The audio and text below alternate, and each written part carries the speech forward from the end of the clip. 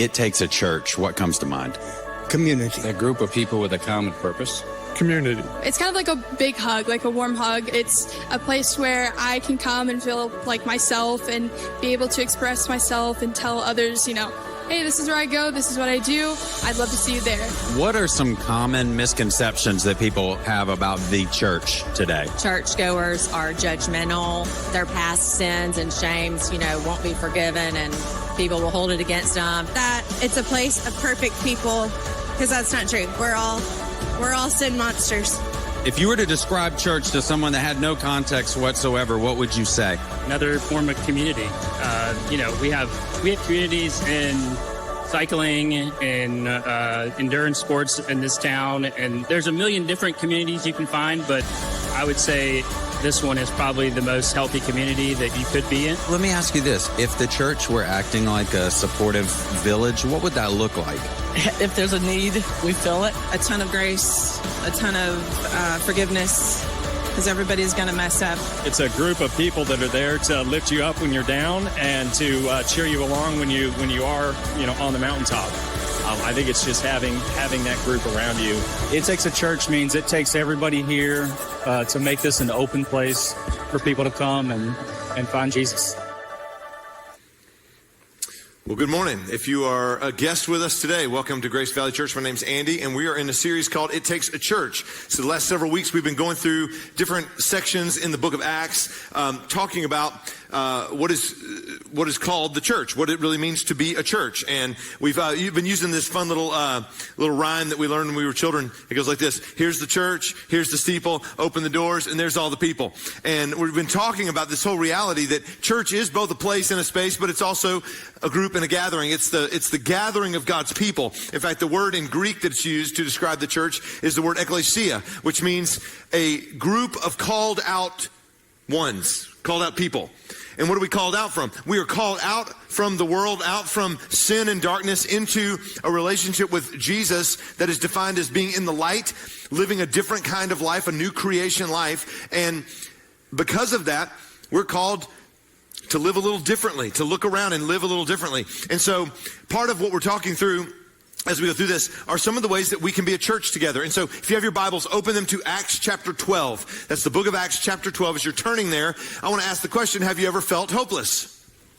And it's I said that kind of casually. I know that's not a casual question. Have you ever felt hopeless? And I know there's lots of examples. Let me just start with one that's a little bit easier to talk about. I've been a part of this cycling community called the Ride to Rosemary for the last 8 years. And if you're not familiar with this, I've been a part of this group. I was invited in. It's kind of an invitation only kind of thing. But we ride our bikes from Memphis to Rosemary Beach, Florida, benefiting the West Cancer Foundation. So we raise money for cancer research in honor of those who are fighting the battle with cancer and in honor of those who lost their battle with cancer. And so we, the way this works is we get on our bikes and we ride about 100 miles a day for 5 days, and we arrive to Rosemary Beach, Florida on the 5th day.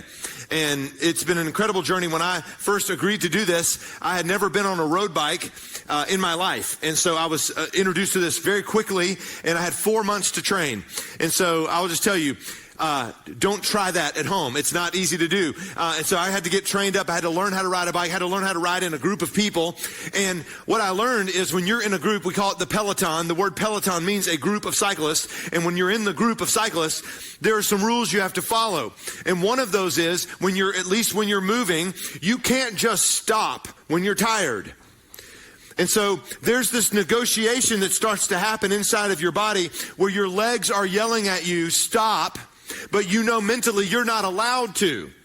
And there's this hopeless feelings that happen. And so if you're going to slow down or stop, you have to get out of the group or you're going to cause a chain reaction where people are going to get hurt. So what ends up happening, this happened a lot in my first year, is we'd be riding and we're in the middle of nowhere, Mississippi or Alabama or Florida, on the way to the beach, and we're going, and I start feeling myself slipping away. And it's like I just feel hopeless, and I'm so tired I don't even care. By the way, there's not a bus going with us. There's no other way to Florida. It is on your bike or on your feet. You're going to make it there or not. So I feel myself slipping away, and I feel hope just draining out of my body. I'm not going to make it. It's too hard. And then out of nowhere, a cyclist will come up and he'll put his hand at your back, and it just gives me a little push, just like that. It's that much. And you would think, man, you need more than that, right? No, all you need is just a little mental reprieve. It just allows you to breathe and and your legs to reset, and you're like, okay, I can do this. And it just restores a little hope. And it happens all through the ride. You'll see a guy come up to another cyclist who'll just put his hand on his back and give him just a little nudge. And it's just enough to lift their spirits and help them continue on. And what happens in the process is this thing that feels impossible, it's absurd. 500 miles to Florida on your bike. It's ridiculous. But this thing that seems ridiculous becomes very doable. Because you're around a group of people who come alongside you, and when you start losing hope, they give you a little hope. It's a great picture of the church. That we are designed to be a community of people who come alongside one another in the midst of hopeless and impossible situations. We come alongside our fellow members of the body of Christ, and we put a hand on their back and say, you can do it. You can make it. It's interesting. I was thinking this week, I am constantly in conversations with people in this church who are going through stuff. So I made a list of kind of very difficult, almost impossible situations that people are in where they feel very hopeless right now. I'm not going to tell you the names of these people, but in every one of these situations I'm going to list off, there's more than one person or one family involved. It's not just one person in our church that's going through something like this. There's many. I'll give you some examples. People with severe marriage problems. Now, I can think of a couple of couples that are in a really difficult spot, and I mean bad spot. And if you've ever met anybody in a difficult, severe marriage issue, you know it didn't just happen. It's been years in the making. Marriage problems don't just show up. They take years to develop. And so it can become so hopeless because you feel like we've gone to counselor after counselor, and we're still not getting the help we need. We've tried everything, and we throw our hands up and say, I don't see any hope. Some of you are in that spot right now. And it feels hopeless. It feels like you're not going to make it through.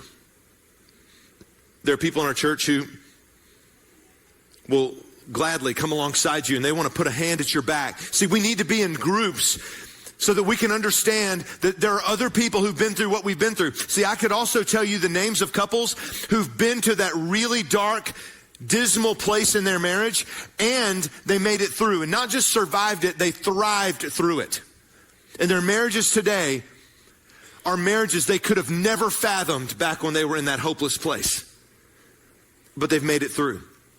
So this gives me a great opportunity to just remind you to put a plug in for Reengage. We are starting a new season of Reengage, which is a ministry designed to help people who are facing marriages that are boring, bruised, or broken. If that describes your marriage, then you're a great candidate for coming to Reengage, because we have couples who've been through it. They've been through the meat grinder of marriage, and they made it on the other side, and they still love each other. They are enjoying their marriage, but they're honest about the journey, and they will be that hand at your back to help you through your difficult season of marriage. When you can't see the light at the end of the tunnel, you need people who can around you. Some of you, when you think of the hopeless situation in your life, you think of a fatal blow that's been landed on your reputation. I'll tell you from personal experience, this is one of the most difficult things you can live through. Where people, some who know you and some who've never met you, talk negatively about you in public. They want to rake your name through the mud. Some of you are living through that very difficult and hopeless situation. It's not just one. There's several people in our church going through that right now. And what you need is you need to be a part of a church where people can say, hey, I know that's hard. And they put a hand on your back and say, you can get through this. You can finish this journey. You can get through this. But it feels very hopeless when people are talking about you behind your back, when people are saying things that are false, or maybe they're saying things that are true, but they're painting it in the worst possible light. It's very difficult to live through. You can feel so defeated and hopeless that you can really start to contemplate whether you belong around here anymore or not. It's very difficult. Maybe some of you are facing a situation where someone you love can't or won't stop drinking. Or just fill in the blank on the addictive behavior. There's someone you love that's in some active addiction and they can't or won't stop. And you've thrown your hands up. You don't know what to do. You've offered everything in the world. Let's go to rehab. Let's go to meetings. I'll do whatever it takes. You've gone to counseling for yourself, hoping it's going to entice them to go to counseling, and it's not working. You feel betrayed. You feel like every effort you've made is going nowhere. And you can't just quit. See, that's the thing. When these are people that you love, it's very hard to just say, well, I'm done with you and walk away. It doesn't work that way. It's like others of you in this church. Others of you are dealing with a wayward child. An adult child who grows up and says, I'm done with you, and they walk away. And you love your child, and you did everything you could to raise them right, and they've gone the opposite direction, and you long to have a relationship with them, but you just can't because they won't participate. Oh, and it'd be easy to say, oh, no big deal. I can just move on with my life. But the problem is you can't because they're your child. Others of you, many in our church, are facing a season in life where they're caring for their aging parents. Some of you are in these shoes. And you would think, oh, you know what? We're just paying it back. All that our parents have done for us, we're going to give back. And you would think that would be an easy enough task, but it feels like the weight of the world has landed on you. And you don't know if you can take it. You're not sure how to get through this. And you can't complain, or you feel like you can't complain, because this is your mom or your dad. This is your parents. You're like, after all they've done for me, I don't want to complain, but at the same time, I'm not sure I can handle this. I don't think I can do this much longer. And that can be overwhelming. You sort of suffer in silence because you feel like a terrible child to say anything. And it feels like nobody else understands what you're going through. There are others in our church that are going through job loss. And I don't mean to make this an all-male issue because I know it's not, but I would just tell you, men in this room who have lost their job or have gone through a series of job losses in their career path, it is one of the most devastating things I've ever seen men go through. Some of you have been there. You went through that at some point in your career path, and you look back on it and you know how difficult that was. How difficult you would think it would just be easy to go, hey, I need to get a new job. I'm going to get up tomorrow and go look for a job. But you feel like you can't even get yourself to get out of bed because the depression is so heavy on you, you're not sure how you can operate. And then you're supposed to go interview for a job in those conditions. It feels impossible. This is real life. And it's very difficult because in the midst of those situations, we want to say that we believe in God and we trust God and we just know that that's going to, pull us through. But the problem is we're in the middle of it and it's very hard. So we've got to understand as a church, if we're going to be the church that God called us to be, we have to remember it takes a church to keep hope alive. That's part of our role with each other, is that we come alongside each other and we put that hand on the other person's back and we say, you know what? I've never been in your exact shoes, but I've been in shoes similar enough to tell you you're going to make it through this. And I'm going to walk with you and I'm going to journey with you and I'm not leaving you. We're the church together going through these things. That's actually what's going on in Acts chapter 12. So if you have your Bibles, I want you to look there because we're going to see, and really our quest is, how do we keep hope alive in this house as a church? How do we hold up hope as a church family with one another? We're going to see how they did it in Acts 12. Look in verse 1 and write this down. Number 1, if you take notes, we expect impossible situations. Look at verse 1. It was about this time that King Herod arrested some who belonged to the church, intending to persecute them. He had James, the brother of John, put to death with the sword. And when he saw that this was met with approval among the Jews, he proceeded to seize Peter also. This happened during the festival of unleavened bread. After arresting him, he put him in prison, handing him over to be guarded by 4 squads of 4 soldiers each. Herod intended to bring him out for public trial after the Passover. So here's what you have right off the bat in Acts chapter 12. If you've read Acts up to this point, you realize persecution has been on the uptick for several chapters of this book now. And we get to chapter 12, and Herod, who is the king of this region, he ends up arresting James. Now, there's a lot of names we got to deal with today. There's a couple of Jameses in the New Testament you need to be aware of. One is James, the brother of John. That's who we're talking about here. If you remember, he was an apostle. He was one of the 12 disciples. James and John, they got a nickname from Jesus. They were called the Sons of Thunder. You've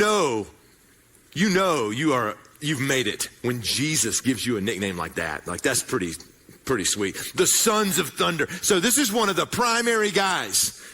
This is one of the guys who had walked with Jesus. He has got insider information about Jesus. You would think he's critical to the cause. But Herod arrests him and puts him to death.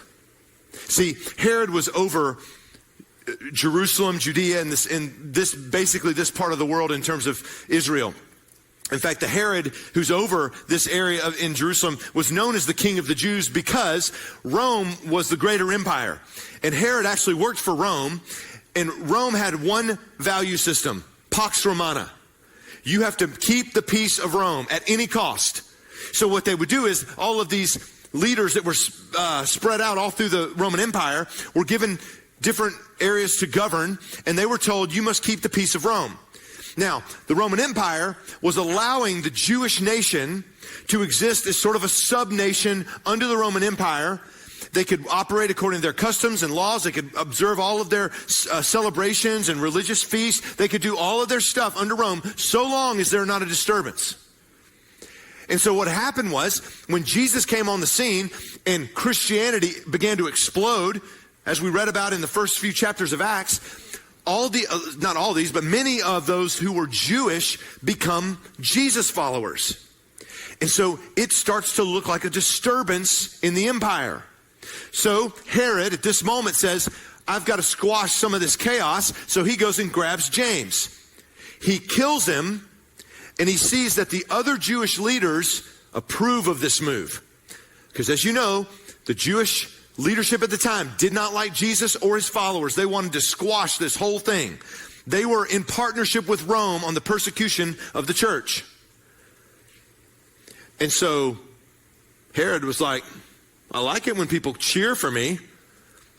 Let's do more of this. And he goes and grabs Peter. Now, if you're a first century Christian, you're now frightened. This is an impossible situation. And this, as a church, by the way, if we're going to keep hope alive, we have to expect that we will face what seems like impossible situations. Because some of you, if you read this, I don't know if you can put yourself in their shoes, but these people were counting on men like James and Peter and John to carry the message of Jesus. And so when James gets put to death, you go, wait a minute, come on, God. Like, it starts to really question how much control God actually has. And this is maybe how you feel in your situation, because you're going through something and you're like, wait a minute, God, you're a loving God. You're supposed to be in control. How could you let this happen? That's a great question about James.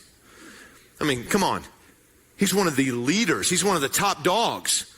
How could you let James get killed? It's a question that we fear. I'll tell you, it's one that we need to face in our day now. We all have a tendency to think that God needs people, or he needs us in some way. It happens now. You're scrolling through social media and you find some Christian that has a big following. They're really good at what they do. They talk really good. They create great books and resources. And you go, man, this is the person. And you start to celebrate this one person. You start to put them on a pedestal in your mind. You start lifting them up. This is what we would call celebrity Christian culture. And so we build up these celebrity Christians and we celebrate them.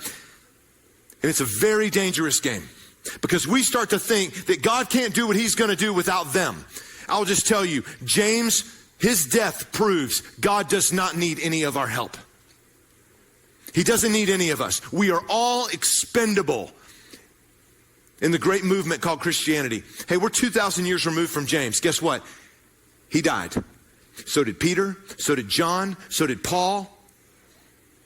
Fast forward. So did Martin Luther. So did John Calvin. So did John Wesley. They're all dead. God doesn't need any help. If he chooses to use us, it should humble us. It's one of my number one value in life is, I call it an aspirational value, because I'll never fully catch it. I've labeled it, take the lowest seat, humility.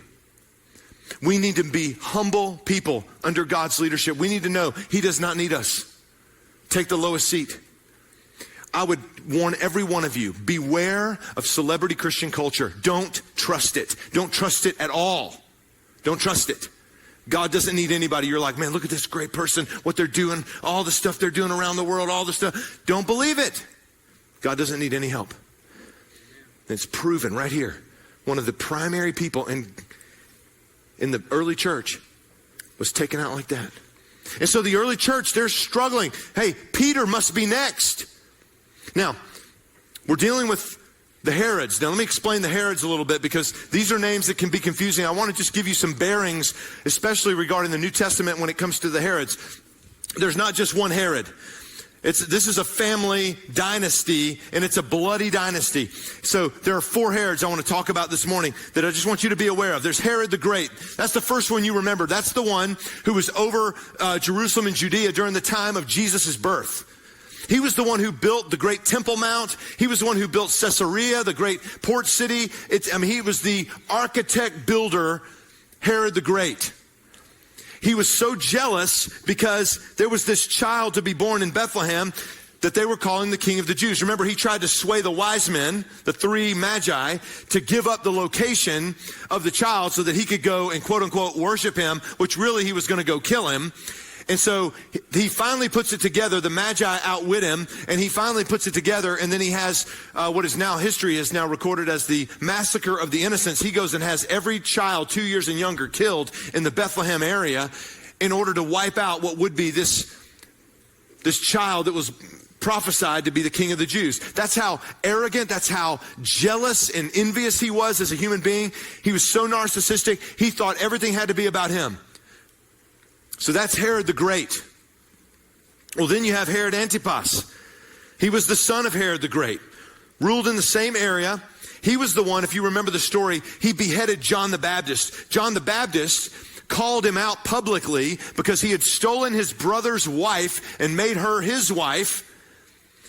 And he called this out as wrong. John the Baptist did. So Herod has him arrested and eventually has him beheaded. He's an awful, awful man. This is an evil leader. He happens to also be the one who oversaw the crucifixion of Jesus, the trial of Jesus. Now, he was kind of a side figure in that whole thing because ultimately Pilate was the one who sent him to be crucified. But this was Herod Antipas. He was the one over this time period. Well, then you go to Herod Agrippa. That's the Herod in our text today. Herod number 3, if you're keeping up. He's the grandson of Herod the Great. He eventually becomes the king of Judea. He was responsible for persecuting the early church, as we find here. He has James killed. He arrests Peter. As we're going to see later, Peter is able to escape. Later, he stands up. There's a bunch of people that are gathered where he is. And Herod Agrippa is called by the crowd. He's like a god, they say. And he steps up and owns it like any famous celebrity would, and he goes, yes, I am God. God strikes him dead, and he's eaten by worms that day. Woo, you think God is serious about his name? Giddy up. And then there's Herod Agrippa II. This is the son of Agrippa I. He also ruled as king. He's the one who listened to Paul when he was defending himself in Caesarea, eventually releases him to go back to Rome to be tried. So those are your Herods in the New Testament. It gives you a little bearing on what's going on. So when you say the word Herod, we're talking about one of 4 guys. There's really a couple of others that are lesser known, but those are the big 4 that you need to know about. So Herod Agrippa I is the one that we're dealing with today, and he is falling right in line with his legacy of his family, and he's this murderous, evil leader. And he is out for blood. He is out to kill these Christians, not so much because he's against Christianity, because he is so much for himself. If he gets praised for doing an evil thing, he will keep doing an evil thing. And that's what's going on. So now we have this early church questioning God's plan, doubting whether they're even going to survive. Have we put targets on our own backs here? Are we next? They got Peter. Peter is the leader of the church, clearly. And he's heavily guarded. It says 4 squads of 4 soldiers. That's 16 men. Agrippa knew what to do. He said, you know what? I'm not losing this one. Last time we had one of these suckers, he was a live one.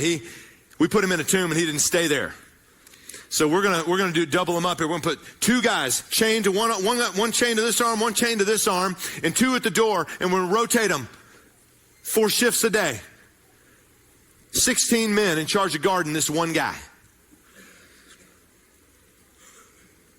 So you see this whole thing building, and you can see the hopelessness set in. You can see the impossibility of this situation and go, how in the world are we going to make it?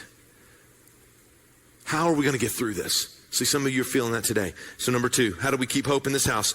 We employ the discipline of prayer. So look what happens in verse 5. So Peter was kept in prison. He was waiting so that, again, this falls into God's plan and orchestration. Agrippa knew that there was a celebration going on. Passover was happening, so he needed to wait until that's over. If he's going to get the applause he wants, he's got to wait. So he puts Peter in prison. But the church was earnestly praying to God for him. This word earnestly praying implies intense, stretched out prayer. This isn't the kind of prayers that, 5 minutes before you walk into work, you whisper a little prayer to God. This isn't just firing off a prayer before bedtime, a prayer before you eat. That's not what we're talking about here. We're talking about a level of intense prayer where people are on their knees begging God to move for hours on end, all night long praying.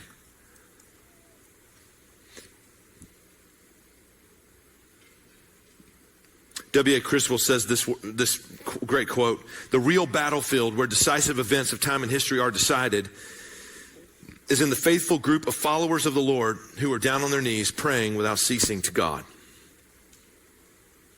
See, whatever has you feeling stuck, defeated, overwhelmed, the thing that makes you wonder how you will survive, how will you ever get past this, that relationship you feel is lost and irredeemable, that fear that seems to tower over your life, take it to the Lord in prayer. What do you need prayer for right now? What do you need to pray about? I've had the privilege in my ministry career to be able to travel to several countries around the world, kind of more than I probably should. They're just all over the world. China, South America, Central America, Middle East, India, all over Europe, all over the world. And in countries where there's a strong Islamic presence, in many of these countries you have the Muslim call to prayer that is announced over loudspeaker in these towns and communities.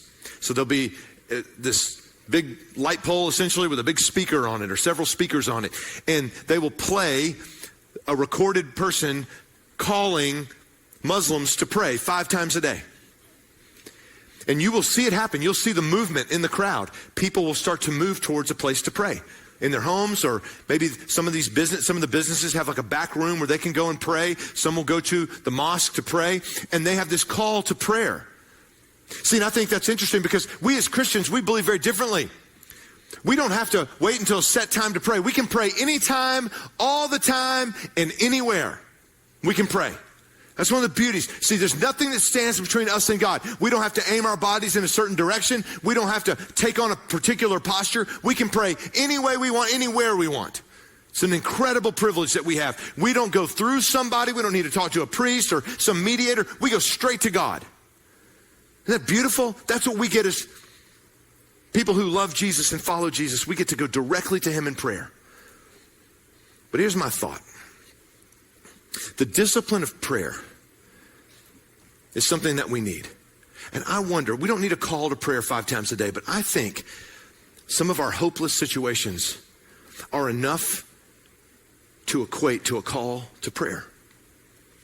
If you're in the midst of one of these hopeless situations where it feels impossible, you feel like you can't figure out how you would ever fix the problem, how you would ever redeem the situation, how you'd ever get through what you're going through, let me just encourage you. Consider that a loudspeaker in your life calling you to pray. It's a call to prayer. Whatever you're going through, you need to find a place. Get on your knees and pray. You go, Andy, you don't have to get on your knees. No, you don't. But I will tell you, taking on that posture does something in your heart. It does nothing for God. He does not need you on your knees. You need you on your knees. You need the humility of bowing before God, because what I've learned in my life is whatever I'm willing to bow on my knees over, I will take seriously. And maybe it's because I'm over 40 now, and getting down there and getting back up is a much bigger task than it used to be. It's serious business when you kneel and pray.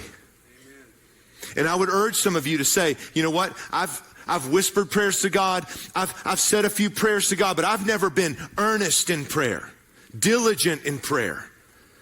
Maybe today's the day that you choose to get diligent, to consider your situation as a call to prayer, and you will hit your knees and pray. And not just truly, not empty prayers to a false God, but real prayers to a God who listens, a God who hears us. So number 3, how do we keep hope in this house? We trust God to move. Look what happens in verse 6. The night before Herod was to bring him to trial, Peter was sleeping between 2 soldiers, bound with 2 chains, and sentries stood guard at the entrance. Suddenly an angel of the Lord appeared, and light shone in the cell. He struck Peter on the side and woke him up. "Quick, get up," he said. And the chains fell off Peter's wrists. Then the angel said to him, "Put on your clothes and sandals." And Peter did so. "Wrap your cloak around you and follow me." And the angel told him. Peter followed him out of the prison, but he had no idea what the angel was doing, that what the angel was doing was really happening. He thought he was seeing a vision. They passed through the first and second guards and came to the iron gate leading to the city. It opened for them by itself, and they went through it. And when they had walked the length of one street, suddenly the angel left him. Now, this is a miraculous situation. So Peter's just sleeping, awaiting his destiny the next day, chained up to some guards, trapped in this dungeon. And here God shows up. In fact, it says an angel of the Lord. The exact language is what we find in Exodus chapter 2. It says that Moses saw an angel of the Lord in a burning bush. Who was that angel of the Lord? That was God himself. So we don't know if this was an angel. It was certainly not an angel with wings like you see in the movies. It was some messenger of God. That's what the word angel means, by the way. It means messenger. Some messenger of God showed up for Peter. We don't know if it was an actual angel or if it was Jesus himself. But in any case, he was able to turn lights on that don't exist. He was able to make chains fall off of his arms, and he was able to make iron gates open on command. The power of God came into that moment. I love it that I just like to think that it was Jesus. I think it was funny that he shows up and basically kicks Peter in the side like some drill sergeant, says, "Get up, it's time to run." Peter gets up, but he doesn't know what's going on. He thinks he's having a dream. And I know you're like, well, how could he do that? Just go 2 chapters back to Acts chapter 10. Peter had more of a trance or some kind of very invasive dream that literally changed the course of history. Go back and look at it. And so he was maybe accustomed to having some serious dreams like this. He thought it was all a dream. He finally gets out, and suddenly the angel goes away. He gets 1 block down the road past the prison, and the angel leaves him, which I think is also kind of funny, because he's left alone, the most wanted man in Jerusalem, 1 block away from prison. So he's ready to move. But I think the lesson here is there are people praying for him, earnestly praying, and God moves. Now, I wish I knew how to tell you how that equation works. I don't think anybody can tell you which prayers God will answer and which ones he won't. All we know is this: God has invited us and instructed us and even commanded us to pray. And he has said that he will move to the prayers of his people. Why does he answer some prayers and not others? I don't know. But God invites us to pray. When you feel desperate, when you feel like there's no way out, when you see no possible way to go through what you're going through, pray. Ask God's help and do it seriously. Get on your face before God and pray. So number 4, how do we keep hope in this house? We tell of his faithfulness. I love how this story wraps up. He says in verse 11, "Then Peter came to himself and said, 'Now I know without a doubt that the Lord has sent his angel and rescued me from Herod's clutches and from everything the Jewish people were hoping would happen.' When this had dawned on him, he went to the house of Mary, the mother of John, also called Mark. where many people had gathered and were praying. Peter knocked at the outer entrance, and the servant named Rhoda came over to answer the door. And when she recognized Peter's voice, she was overjoyed and ran back without opening the door and exclaimed, "Peter's at the door." "You are out of your mind," they told her.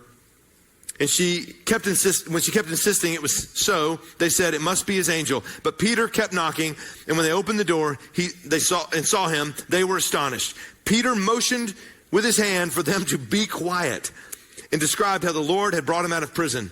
"Tell James and the other brothers and sisters about this," he said. And then he left for another place. In the morning, there was no small commotion among the soldiers as to what had become of Peter. After Herod had a thorough search made for him and did not find him, he cross-examined the guards and ordered that they be executed. Okay, there's a lot here. Peter comes to his senses. He's like, okay, what's happening here? Oh, I'm free. So he realizes he needs to hide quick. So he runs over to Mary's house where the prayer group is meeting. He knocks on the door. And here comes the servant named Rhoda. I really wish her name was Rhonda, because then he could say, "Help me, Rhonda. Help me." No, I worked hard to get that joke in here. I just had to do it. All right. But Rhoda comes to the door, and she says she recognizes his voice, and she's so excited that he's alive, she leaves him at the doorstep. I love that the Bible doesn't scrub this and make it cleaner or neater.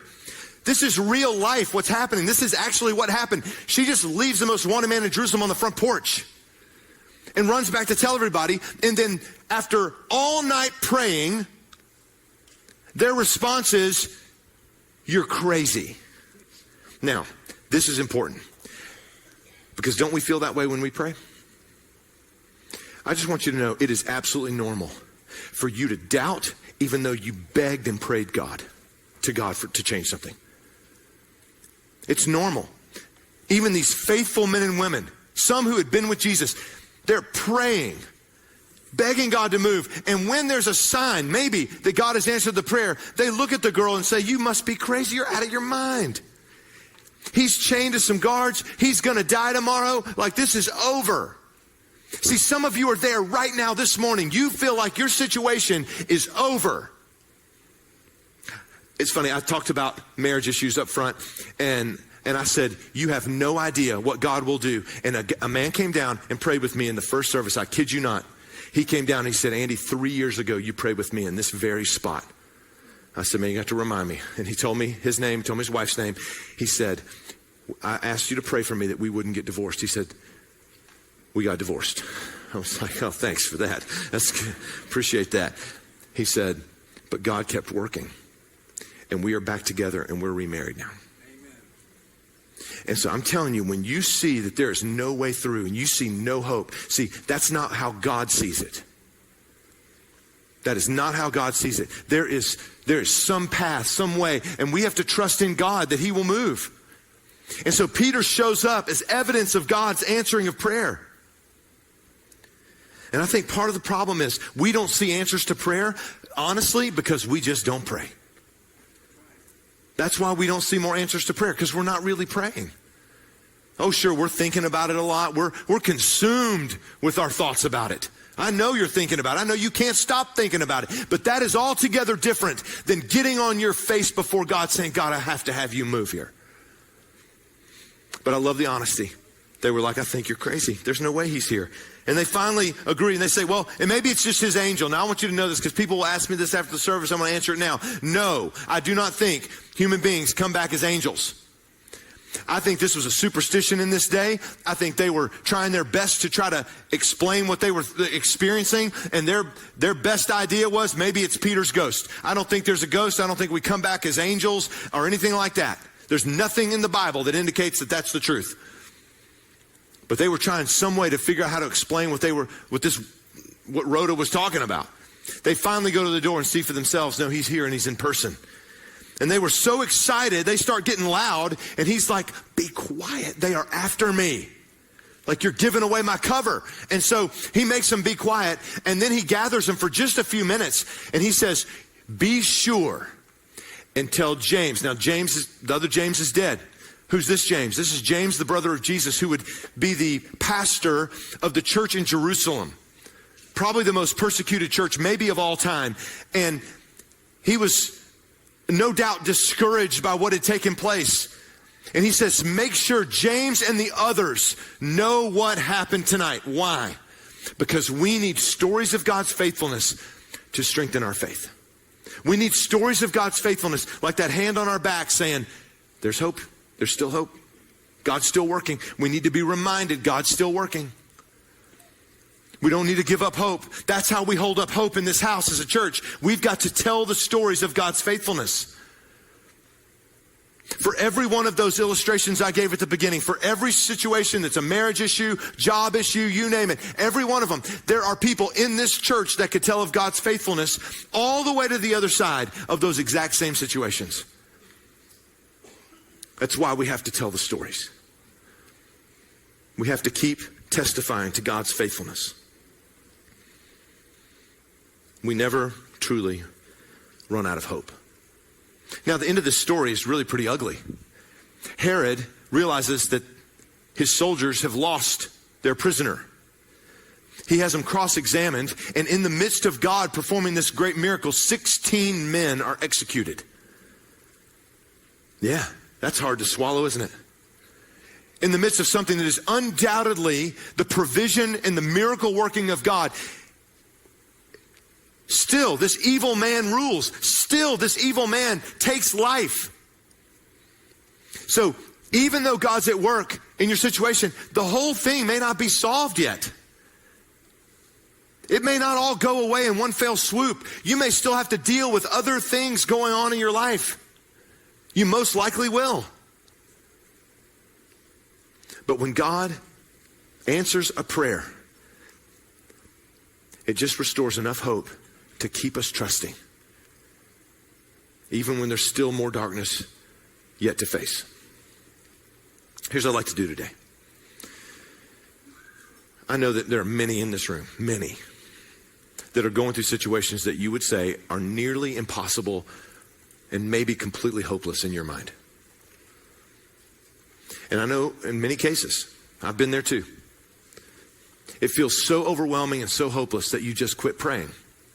You quit because you tried it and nothing changed, and so you feel like you were wasting your time. I want to just see if maybe I could put a hand on your back this morning and say, you know what? Maybe this morning you'll try again. Maybe this morning you'll pray. So I'm going to do a bold thing this morning. I'm going to invite you to come down, some of you, and pray at these stairs. Maybe you'll come down and talk to me and Amanda, or we'll have others down front to pray with, and you just come. We just want to pray with you. We want to be the church. We want to come alongside you and say, yeah, we're going to pray earnestly to God to help you, to help your situation, to meet you where you are. For some of you, you go, I know, I can, Andy, come on, I can pray in my seat. I know you can pray in your seat, but I also know the difference it makes when you come and put a knee on the floor and say, God, I need you. Or you entrust a prayer request to someone else and say, look, will you pray for me or pray for us? So we want to be the church this morning. I don't know, maybe you're sitting next to someone that you can say, hey, will you pray for me? Doesn't have to be down front, but goodness, I would just hate to not invite you. So I'm going to ask you to bow your heads. Pray with me. God, we thank you for your word this morning. And God, thank you for just what your Spirit is doing among us today. God, I don't think I'm the only one that senses that you are with us this morning, that you are calling us to pray. You're calling us to depend on you, to trust you more than we did when we walked in. And so, God, across this room, I pray that you just give a spirit of courage and freedom and willingness to engage a difficult thing, a difficult topic in someone's mind and heart, that they would be willing to come to you and pray or seek prayer from someone else. God, we want to respond to you. We want to be like that church in Acts that knows that no matter what hopelessness or impossible situation we're facing, we can bring it to you. So God, help us as we respond to you now.